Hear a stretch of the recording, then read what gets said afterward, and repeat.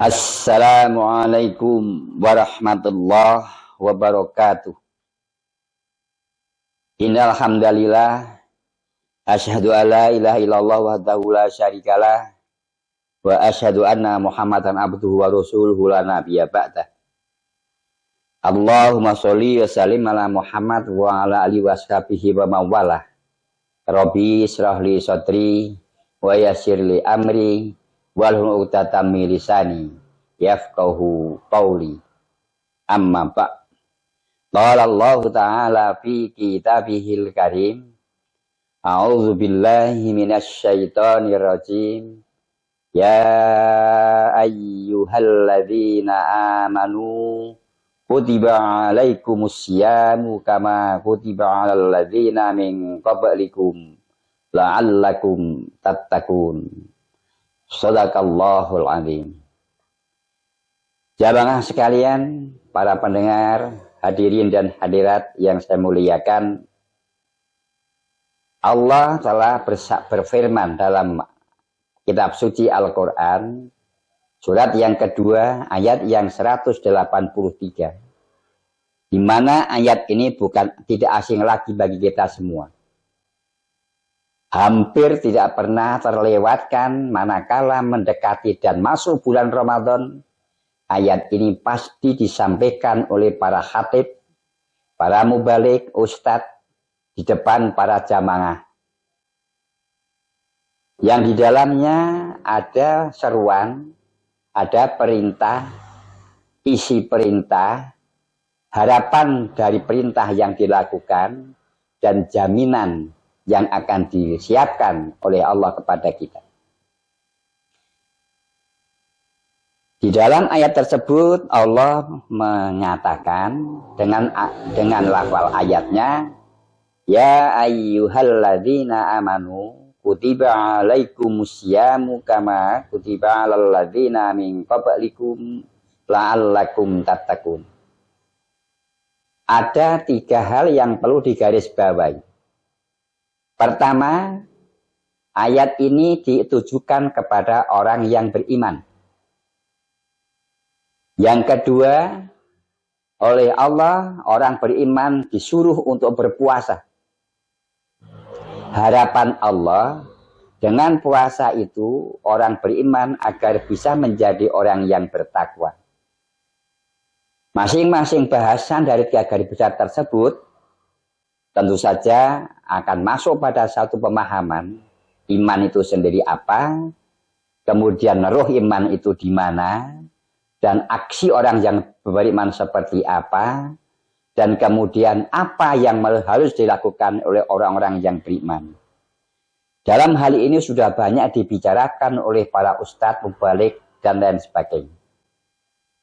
Puasa juga seperti itu. Tidak asing lagi, hampir puasa ini selalu ditekankan kepada kita minimal setahun sekali pada setiap bulan Ramadan. Dan takwa yang dijaminkan pun dari puasa ini juga sering dikatakan. Tidak hanya 1-2 kali, bahkan sangat berulang kali. Namun persoalannya di sini, antara kata asyam dengan takwa ini ada lafaz la'alakum. Di mana pada lafaz la'alakum ini diterjemahkan dalam bahasa Indonesia adalah agar. Atau yang semakna dengan itu mudah-mudahan. Atau semakna dengan itu juga semoga. Dari ungkapan ini, dari lafal ini dapat ditarik pengertian bahwa orang puasa belum dapat dipastikan menjadi orang yang bertakwa. Dengan satu dasar pemikiran dari lafal la'alakum yang diartikan agar ini, untuk mencapai ketakwaan masih ada waktu yang cukup berat untuk dilakukan oleh setiap orang yang sedang berpuasa. Lalu apa yang bisa dilakukan orang yang berpuasa akan menjadi orang yang bertakwa? Tentu juga kita tidak bisa meninggalkan tentang sabda Nabi, man shoma ramadhana imanan wahtisaban ghufirallahu ma taqaddama min dhanbi. Puasa yang akan dapat mengantarkan orang yang beriman untuk bisa menjadi orang yang bertakwa, minimal harus berangkat dari keimanan yang totalitas. Yang kedua, ikhtisaba. Di dalam melakukan perbuatan itu tidak ada tujuan dan keinginan lain kecuali hanya mengharap pahala dari Allah. Nah, kalau ini kita terapkan dan kita isikan pada wilayah la'alakum, maka di sini kita akan kembali pada satu aturan-aturan ketika sedang berpuasa. Juga ada salah satu di antara hadis yang mengatakan, barang siapa yang berpuasa dan mengetahui batas-batasnya dan sanggup menjaga dari batas-batas itu, maka Allah akan mengampuni dosa-dosa mereka. Ada ungkapan mengetahui batas-batas dan menjaga batas-batas. Yang pada umumnya dapat kita pahami di sini adalah hal-hal yang membatalkan dan yang merusak puasa. Perlu kita tekankan di sini bahwa kalau puasa kita batal, sudah dapat dipastikan kita ada keinginan untuk menyaurnya, mengqadha, mengganti di hari yang lain. Ada semangat, ada kewajiban, ada tanggung jawab. Yang semuanya itu akan dilakukan dengan penuh kesungguhan. Namun manakala batas-batas yang suruh menjaga ini hal-hal yang merusakkan puasa, inilah yang menjadi dilema kehidupan kita. Kalau mau menyahur, sedangkan kita tidak batal. Tetapi kalau kita tidak sahur atau kita tidak mengqadhanya, sedangkan puasa kita tidak berarti. Inilah yang barangkali nanti bisa menjadikan, walaupun kita puasa, namun tidak punya nilai apa-apa. Sebagaimana yang disabdakan pada riwayat yang lain, betapa banyak orang yang berpuasa, yang dia dapat hasil dari puasanya itu tidak lain hanyalah lapar dan dahaga. Lalu ada apa dalam peristiwa itu? Dalam riwayat yang mau dikatakan, barang siapa yang tidak mau meninggalkan perkataan zur, dusta, caci maki, maka Allah tidak butuh kepada mereka, walaupun mereka itu tidak makan dan tidak minum. Para pendengar sekalian, hadirin dan hadirat yang kami muliakan, inilah yang selama ini kita lupakan.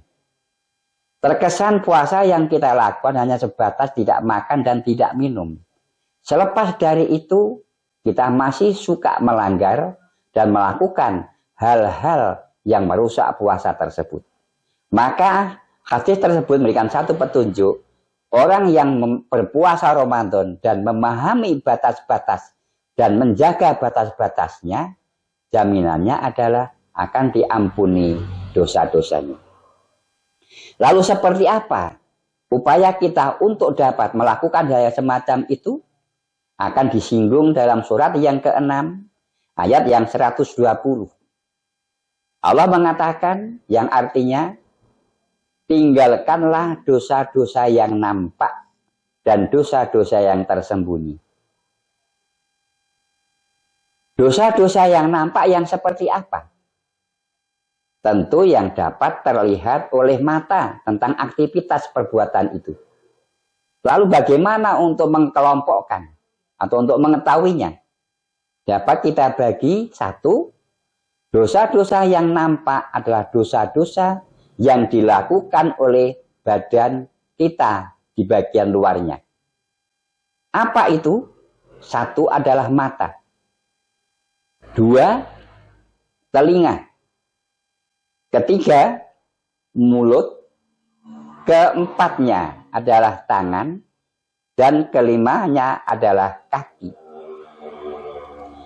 Selama puasa, agar puasa kita nanti akan berguna dan bermanfaat bagi kehidupan kita, dan juga berhasil untuk mendapatkan pahala dan menjadi manusia yang bertakwa, tentu selama puasa dan seterusnya nanti kita sanggup untuk mengendalikan anggota badan luar kita ini tidak melakukan kemaksiatan sekecil apapun.